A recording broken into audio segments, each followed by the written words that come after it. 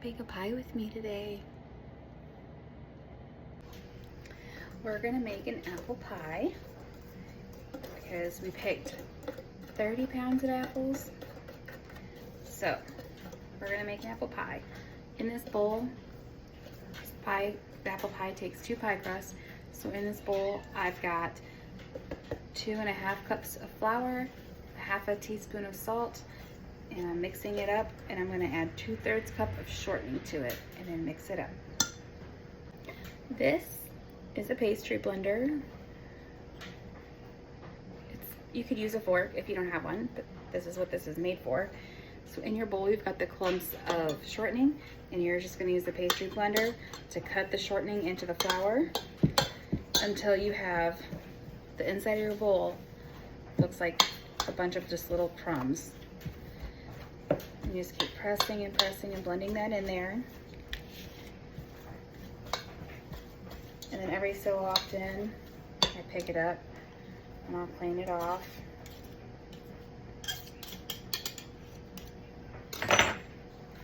And then just keep chopping it.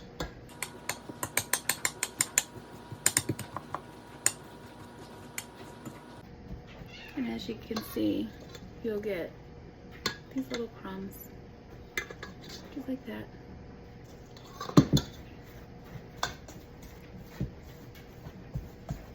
And you just do this for a couple minutes until there's no big clumps and there's just tiny ones.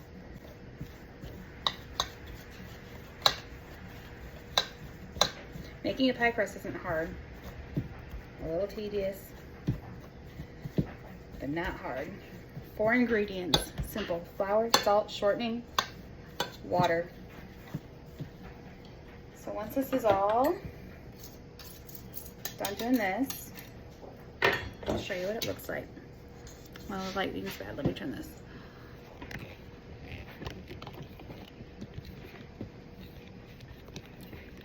The lighting's better this way.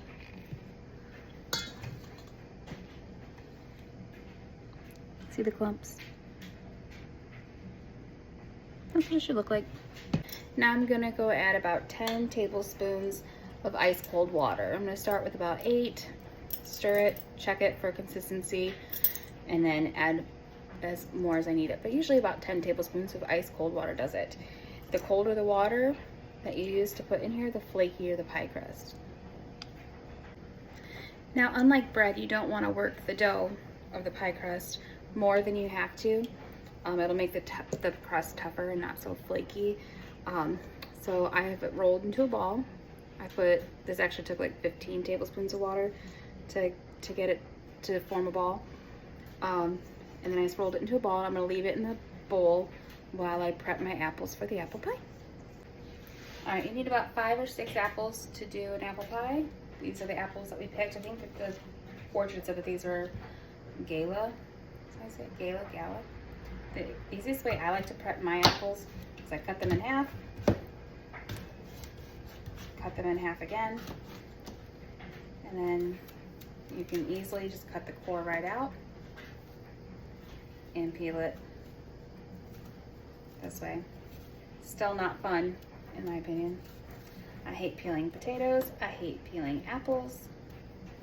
I made applesauce 2 weekends ago with some of these apples, and I think it took me and my husband 3 hours to peel 15 pounds of apples.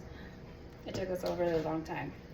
So you're just gonna core out and peel 5 to 6 apples, and then slice them as thin as you want them to be in your pie when you eat them, I guess. They will shrink a little bit because there's a lot of water in them. So do remember that, but I like mine a little thick. I like a good chunk of apple, a good bite of apple in my pie.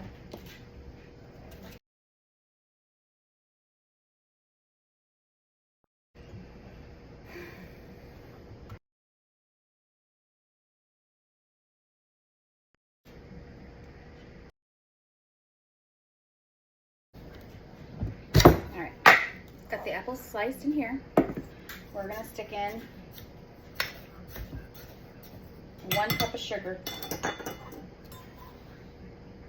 1 full cup. Sprinkle that in there. Now one time I was making a friend a carrot cake, and I made the carrot cake. I made this carrot cake like 20 times from scratch, and I gave it to them. They tasted it, and they said it was awful. It was salty, and I don't think I put any salt in my carrot cake. It may call for some. If it does, it's like a teaspoon or something. I don't know. And so I said, let me try it. And I tasted it, and that cake was so salty. So I had to come home and figure it out. Somehow, my sugar canister got filled with salt. So instead of putting in all that salt in my carrot cake, or sugar in my carrot cake, it got salt. It was gross. And carrot cakes aren't cheap to make. If you make a homemade carrot cake from scratch, they're expensive. But once I figured it out, I made another one and it was yummy. After you put in your 1 cup of flour or sugar, you're gonna put in 2 tablespoons of flour, because all these apples, when they cook, are gonna give off a bunch of liquid. So I do like 2 heaping tablespoons, because I don't want my pie runny.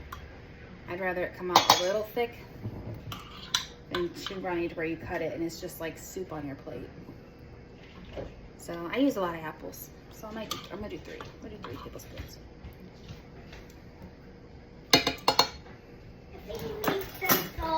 And I'm gonna leave this out because I'm gonna have to do the pie crust. Salt. My daughter wanted salt on her dinner. The next thing you put in here is cinnamon and nutmeg. The recipe book that I usually use for all my baked stuff and everything called for lemon juice as well, but I think that's just to kind of keep the from turning. I'm not gonna use it. I'm gonna put, and this is all taste preference. Like, I like my apples cinnamony. So I'm gonna put a heaping teaspoon. I think my recipe called for like a 1/4 teaspoon or something, 1/2 teaspoon or something like that. 2 teaspoons.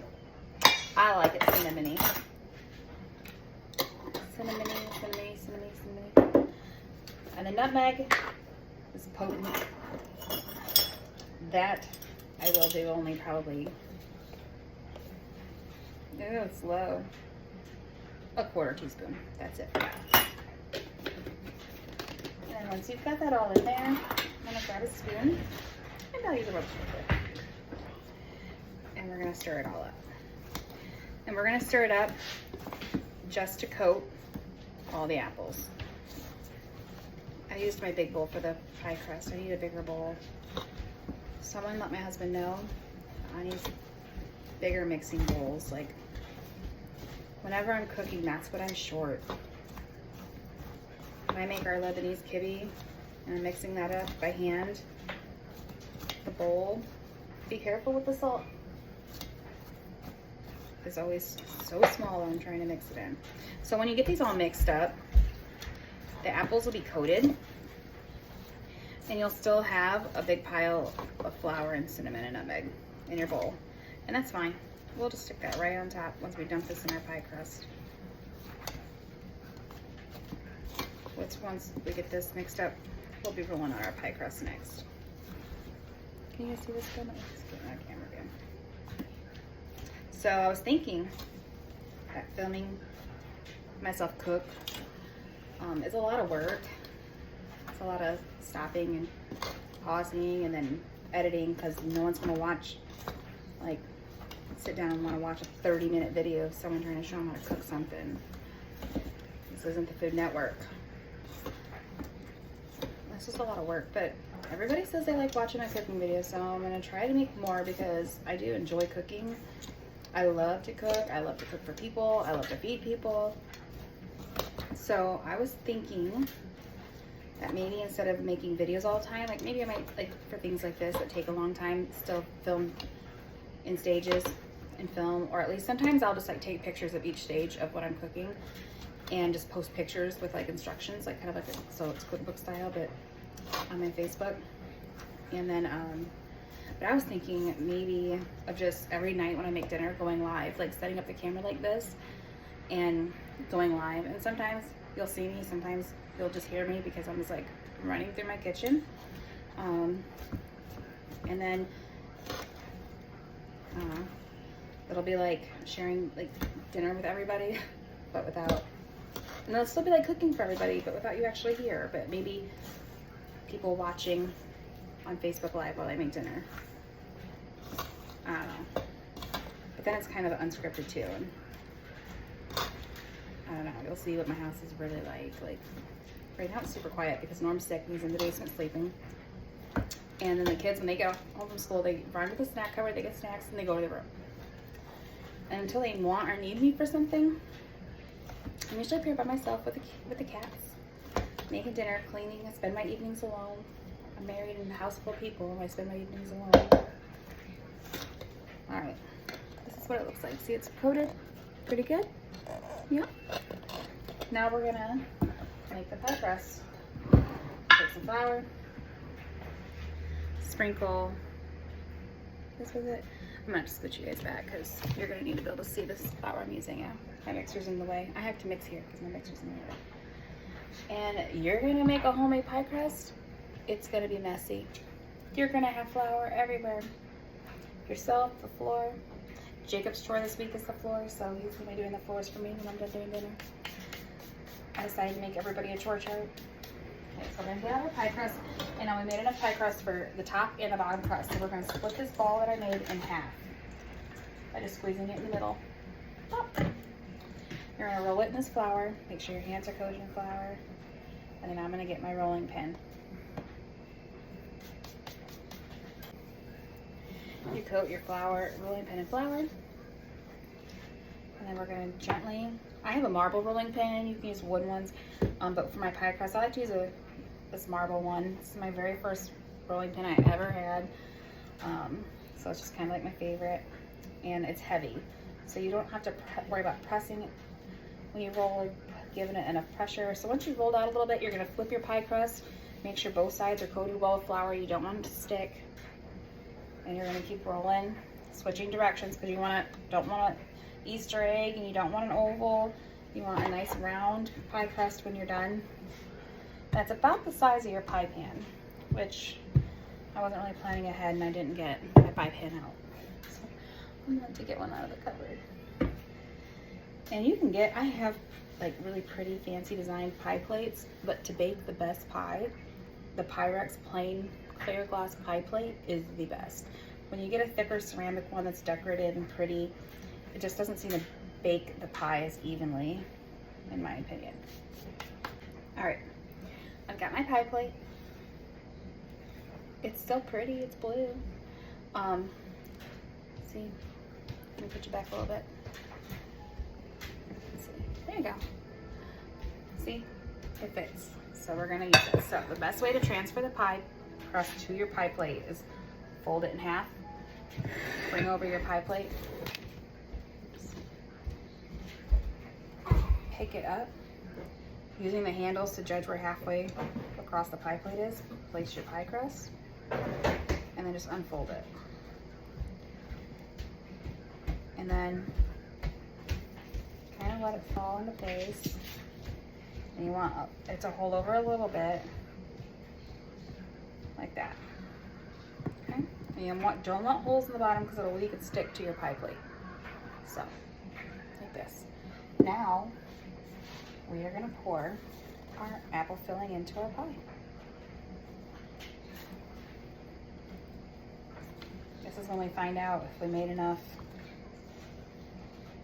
or if we made too much.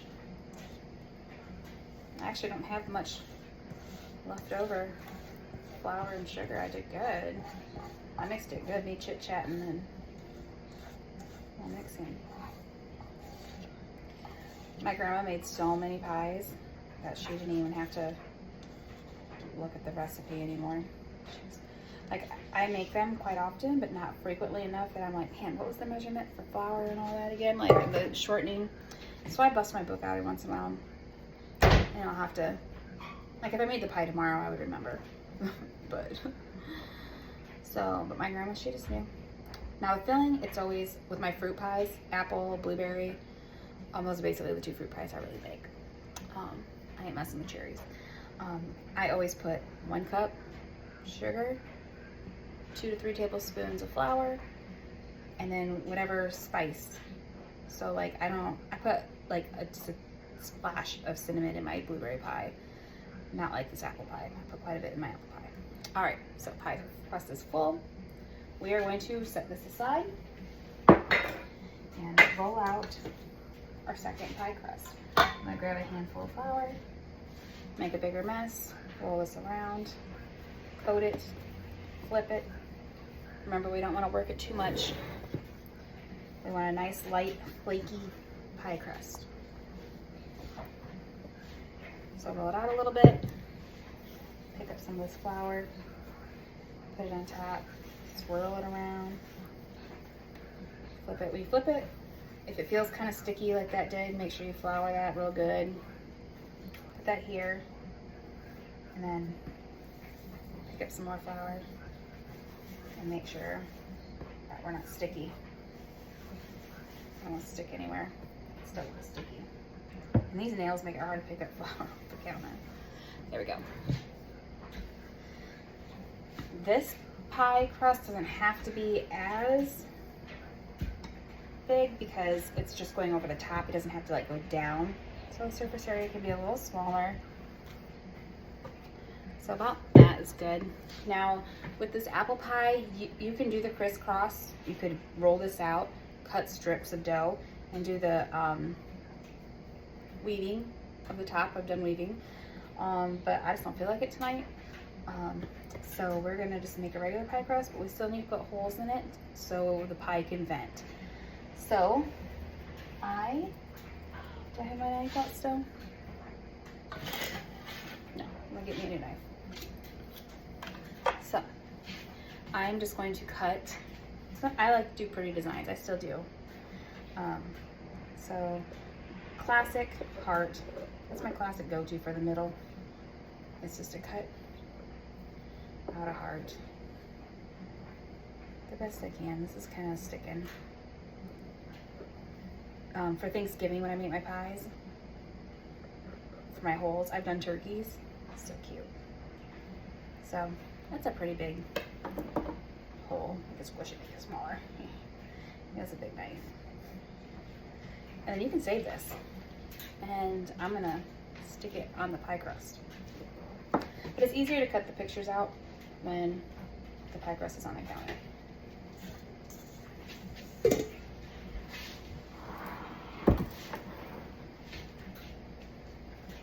And the same, flip it in half, bring it over, draping it, like that.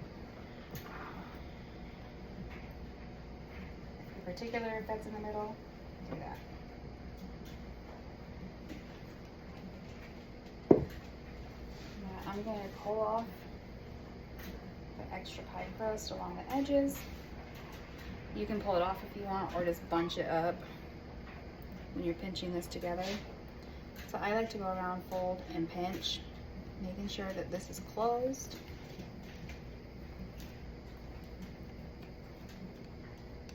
While pulling off the extra.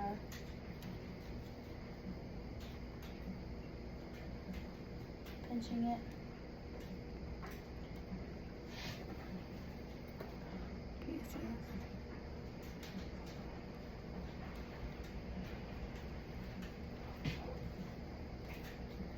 Okay, and then once you've got it all pinched together and it's closed, what are you doing? Nothing. Then the trick is to have your fingers like this. I'm right-handed, it's my right hand, like this. And then you're just gonna take the dough and do this. And that's how you make the little design. So you're gonna pinch, pinch, pinch. Okay, turn.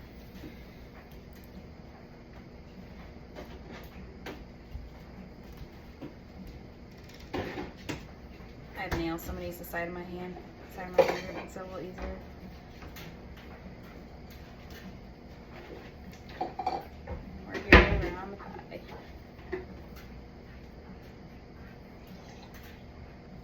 sometimes your pie crust might get holes in it when you're trying to stretch it across the pie plate. I have totally butchered a pie before, and it's okay.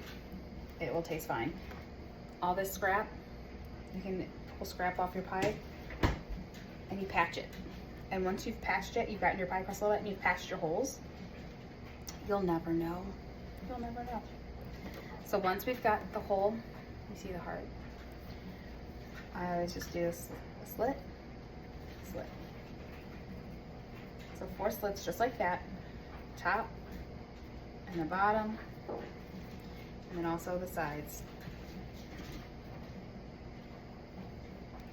Now this pie doesn't always come out beautiful in the end. It's oozy. The ooziness is gonna vent out and come through the holes. Now I'm gonna get my fingers a little wet to stick this heart back on there. A little bowl of some water in it, get this heart. Actually, my hole's kind of big. I'm gonna stick my heart right back in it right there like that. Not perfect, but cute. Looks like I tried. Now, if you wanted to be super extra, I taught my preschoolers how to make roses with Play-Doh. You're gonna treat this the same, like it's Play-Doh. We're gonna roll it like it's a snake. This Play-Doh crust, or this Play-Doh crust, this pie crust. So once you've got it like a snake, you're gonna flatten it out. Make it flat. And then you roll it. Like this. And then once you rolled it like that, well, I really should have made it longer. My piece of the pie crust roll. You pull this out. And you got a little rosebud. See? Looks like a tool. Stick the bottom in water, get it a little wet, and you can stick it right there in your pie. I love the pie crust on a pie. I'm not supposed to eat it. I'm not supposed to eat any of this. But, a little extra pie crust. And with all that extra dough, pie crust, you can make some flowers and add flowers to your pie, wherever you'd like. There, here, that was just an easy place to stick it.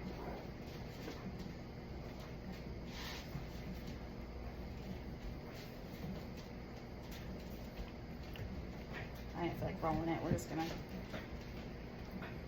pat it out like that and roll it. If my preschoolers can make flowers out of Play-Doh, you guys can make flowers out of pie crust.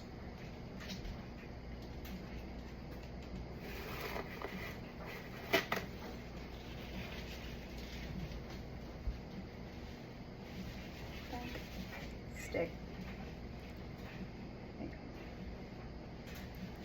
Now we need a leaf. Why let all this pie crust go to waste? Cut out a leaf.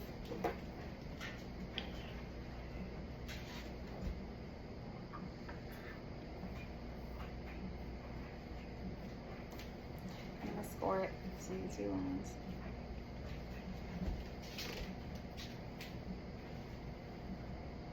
It's hard to see the light. We're just gonna dab the back of that with some water. And stick it right here, like that. Okay. Now, you don't want to forget this step. Sometimes I forget it. We are going to take a little bit of milk. Like I usually just fill the cap of the milk with milk, and then use my fingers, dab it, and brush the top of milk, and then we're going to sprinkle it with sugar. So I just pour the milk in the cap, and or I can just pour a little bit and spread it around. I do this with all my fruit pies. I say all my fruit pies. I can make a lot, but I just told you I only make apple and blueberry. You get a little bit too much milk in there. Yeah, it's just milk. It'll be alright. Let's make sure we get the tops of our flowers. Get the tops of our flowers pretty. Don't forget the heart. A little dry over here. Let's sprinkle that. There you go. And then that's enough. And then I'm going to take the sugar. And my thing spoon. Make sure there's no clumps. like a clumps. And then we're just gonna shake, shake, shake, shake, shake, shake, shake, shake, shake, shake, shake. And you just wait to see how pretty this pie really is when it comes out the oven. Y'all are gonna be asking me to come over to eat it or to bring you a piece, and I'm gonna be like, you have this video, you can make your own.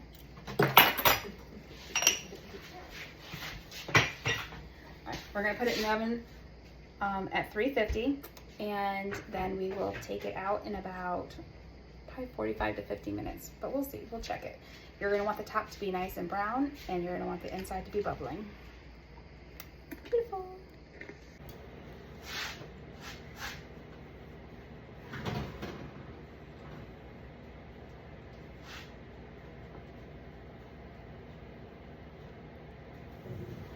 The color is perfect. It's risen. See the bubbles? And it smells delicious.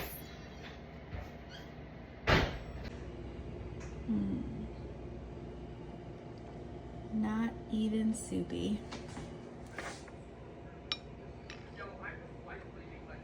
Now we're gonna try it. Do you see the steam? If only I had some ice cream.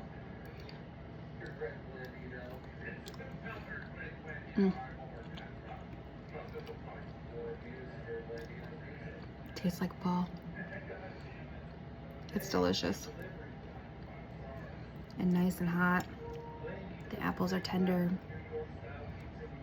I did good doing extra cinnamon. Perfect.